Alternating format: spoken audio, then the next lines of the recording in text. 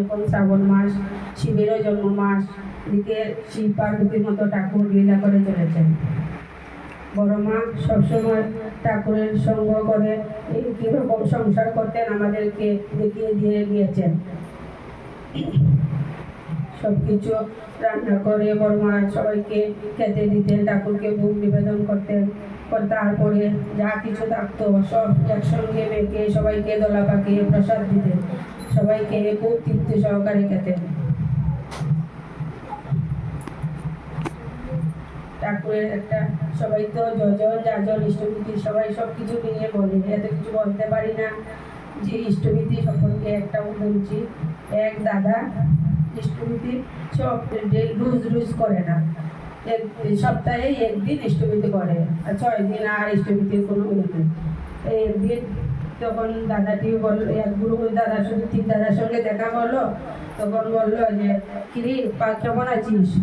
বললো ভালো আছি। কয় ইষ্টভীতি করিস? কয় হ্যাঁ। কয় সব রোজ করিস? না রবিবার করি। কয় আর করিস না? কয় না। কয় আর করিস না, তোর একদিনই করিস? কয় হ্যাঁ।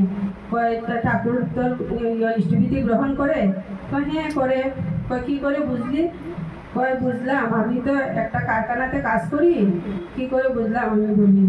তখন বললো যে কারখানাতে কাজ করি, একদিন আমি কাজে গেছি, তখন আমার কারখানার মেশিনটা খুব ডিস্টার্ব করছে। তখন আমি গিয়ে বললাম যে দেখি তো মেশিনটা কি হয়েছে। তখন আমি হাত দিয়ে ঢুকিয়ে দেখতে গিয়েছিলাম, তখন আমার শার্টের মধ্যে লেগে আমার হাতটা ঢুকে যাচ্ছিল। তখন আমি চিৎকার করে বলে উঠলাম, ঠাকুর আজ আমি তো সপ্তাহে একদিন ইষ্টভীতি করি, আর এখন যদি আমার হাতটা চলে যায় আমি তো আর ইষ্টভীতি করতে পারবো না।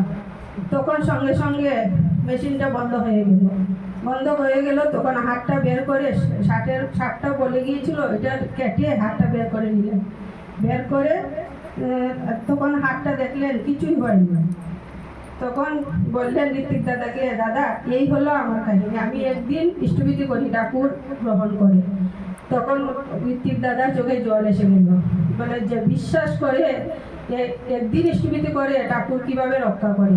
আমরা যদি সবসময় এইভাবে করি ইষ্টভীতি যজন যাজন সব কিছু, আমাদের ঠাকুর 2 হাত দিয়ে আগলে রাখে। কিন্তু আমরা বুঝতে পারি না যে আমরা এইভাবে নিজেদের ইচ্ছা স্বাধীন মতো চলি, এটাই আর কি। আর এত কিছু তো আমি বলতেও পারি না, একটু চেষ্টা করি আর কি। ওইটুকু এক মা আর মেয়ে, তাই মার খুব শরীর খারাপ, গ্যাস্ট্রিক আলসার হয়েছে। তখন মাটির অপারেশন হয়েছে। অপারেশনের পর মাটি ডাক্তার বলেছে সুস্থ, কিন্তু মাটি কিছুই খেতে পারছে না। মেয়েটি খুব কান্নাকাটি করছে, আমার তো আর কেউ নেই, আমি কি করব। তখন এক জায়গায় গিয়ে বসে কাঁদছে। তখন বললো কি হয়েছে মা? কয় আমার তো আর কেউ নেই, আমার মাই শুধু আছে। মা অসুস্থ, ডাক্তার অপারেশন করেছে, কিন্তু মা সুস্থ, কিন্তু কিছু খেতে পারছে না, সব খেয়ে বমি হয়ে যায়।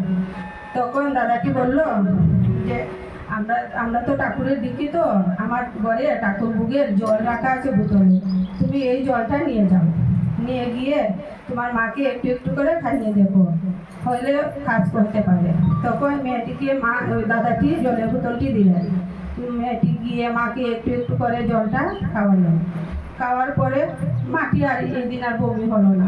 তখন ডাক্তারকে বললেন, ডাক্তারবাবু আজ তো আমার মা আর বমি করছে না। তখন বললো একটু জামিনে খাও। এই মাটি এই ঠাকুর ভোগের জল খেয়ে পুরো সুস্থ হয়ে গেল। বিশ্বাস করে আমরা যদি সব কিছু করি, বিশ্বাসী মেলায় বস্তু তর্কে বহু। এই আর কি ঠাকুরের ঘটনা। আর কি বলবো, আমি এখানে উপস্থিত সবার মঙ্গল প্রার্থনা করে আমার ইষ্ট প্রসঙ্গ এখানেই শেষ করছি। জয় গুরু।